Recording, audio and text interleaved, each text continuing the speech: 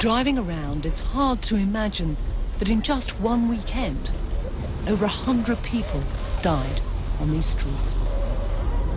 Sources inside the Mungiki suggest it was a renegade branch of the outfit that was responsible for the killing, not them. But that matters little to the vast majority of non-Kikuyu. What's clear is the violence along these streets was orchestrated and meticulously planned.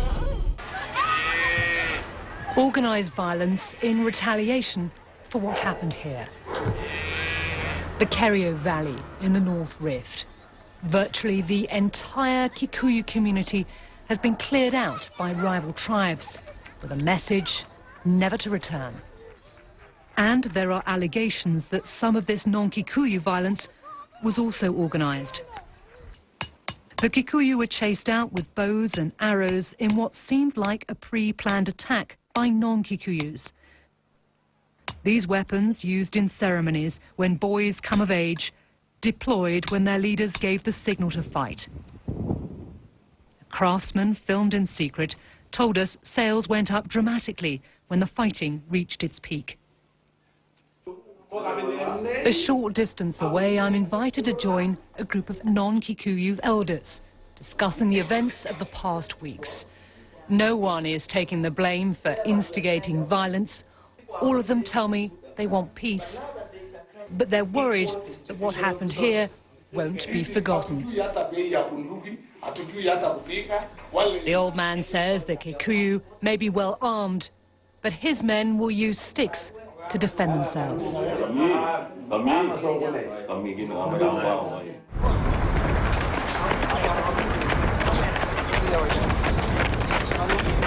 According to an international crisis group report, some of those allegedly funding the violence are former non-Kikuyu athletes who've invested heavily in their local areas.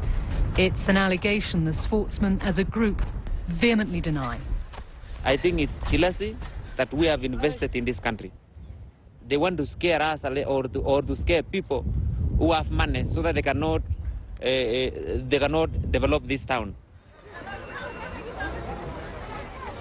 There is a sense of uneasy calm here. Peace has been restored, but the next few weeks will be a real test of whether deep-seated anger can be put to one side, allowing people to move on, or whether it can be whipped up once again and manipulated to deadly effect. Kenyans still look to their leaders and respond to their calls, even if those calls divide the country along tribal lines. So much to answer for, so much already sacrificed. Karen Allen, BBC News, Kenya. Well, the Kenyan government has denied the allegations. My colleague Jeremy Paxman has been speaking to the Kenyan government spokesman, Dr. Alfred Mutua, and asked him who the Mungiki met at State House. Well, it is very shocking to us as a government to hear these preposterous and baseless allegations being made by a journalist such as Karen, because there was no meeting at all held at State House or in any government office between the banned group Mungiki and any government official. And we fail to understand why the BBC have chosen to actually start the wound that Kenya is trying to heal at this time and incite people. You've checked all the records, have you? It's very shocking to me. You've checked all the records of meetings at State House on or around the 26th of November and on or around the 3rd of December, have you? Yes, we've checked everything. There was every single meeting that took place.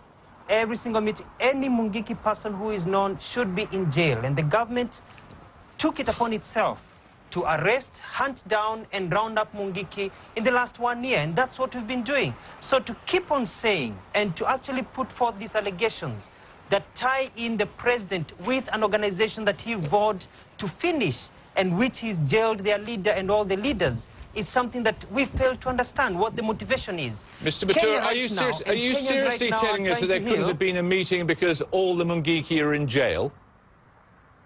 I'm seriously telling you that there is no way the president of Kenya or any government official would meet openly with or even in darkness with Mungiki at all. This is a group that we hunt down. This is a group that we don't like. Whether you would or wouldn't say that has nothing to do with whether it did or didn't happen, has it? I can assure you the meeting did not happen. There's no record of the meeting happening.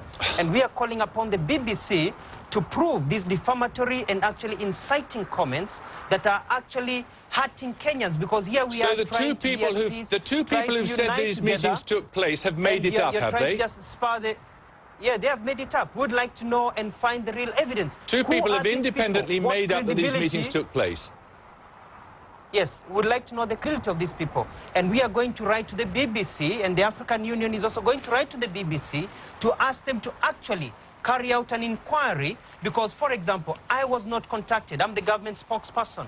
Nobody came to me to contact me to reply to this story. No, the Internal Security Minister was contacted last week by a hand-delivered letter. That was followed up by an email and by telephone calls. Both he and his predecessor, no response was given.